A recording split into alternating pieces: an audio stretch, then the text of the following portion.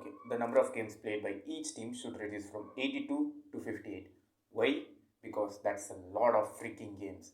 I mean, 82 games amounts to over 1000 games. I still don't know how the math works over there. I don't know how they came up with 82, or I still don't know how many regular season games are played in a single NBA season, but that's a ridiculously large amount of games for a season of a tournament.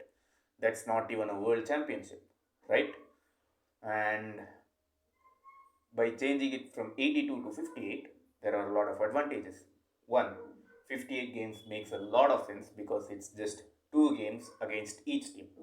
There's no conference wise or division wise number of game changes or anything. It's just easy to understand. Second, the analytics. Whoever does the analytics for the NBA or for the front office for any team, or the guys who post a lot of analytics on online like the ESPN or Bleacher Reports, it will be easier for them to analyze the plays and analyze each and every player if the number of games reduced to 58 games.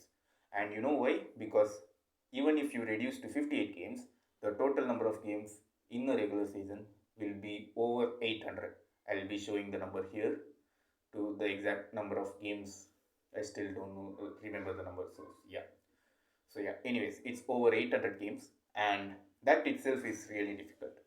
Following 800 games to make a complete analysis about each player, that's a lot of games, right? So that's something they have to change for this season, and the other reason will be load management. Load management might reduce. I'm not saying it will reduce, but it might reduce. You know why? Because one of the guys who was working with load management, I think he said load management does not necessarily decrease the injuries, but it definitely reduces the number of inconsistencies, right? He definitely said that. So it might increase in the consistency of player. It might not reduce the injuries, but it will definitely improve the consistency of each player. And that's a W for the NBA fans.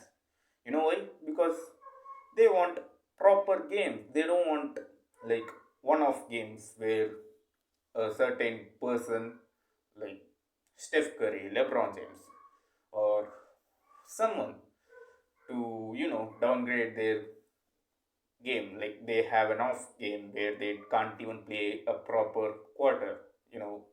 There are some situations that happens, right? It's not only LeBron or Steph, it's also about any other player. I just took them as examples. So, yeah, that's one reason. And the other reason will be the participation in the World Championship, FIBA World Cup, and Olympics. It might increase as well.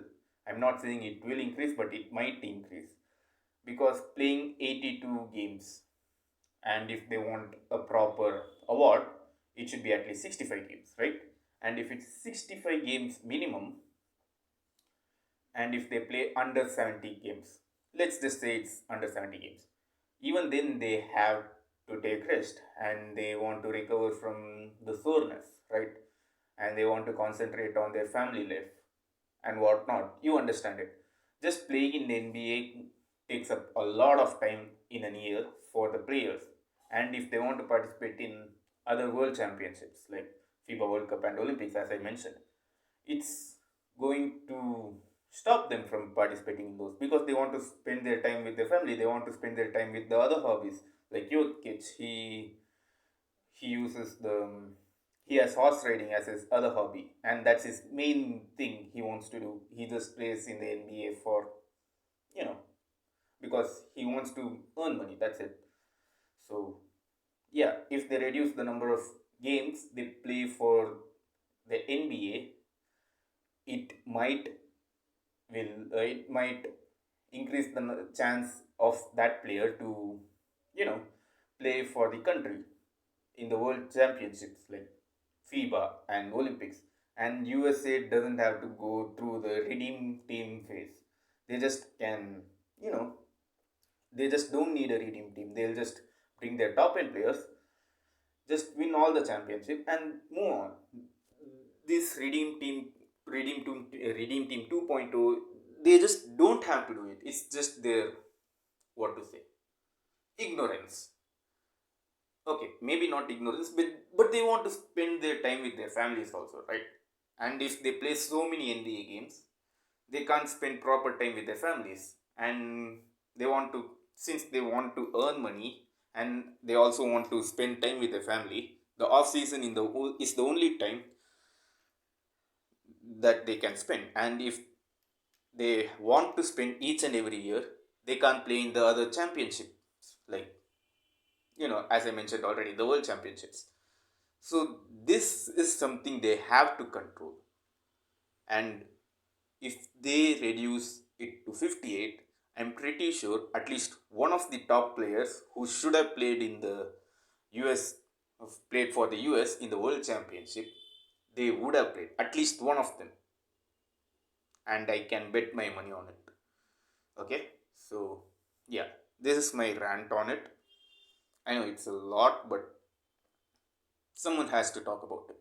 58 games is already a lot of games, but since they have to play one home game and one away game against each team, I just came up with that number. So yeah, that's my take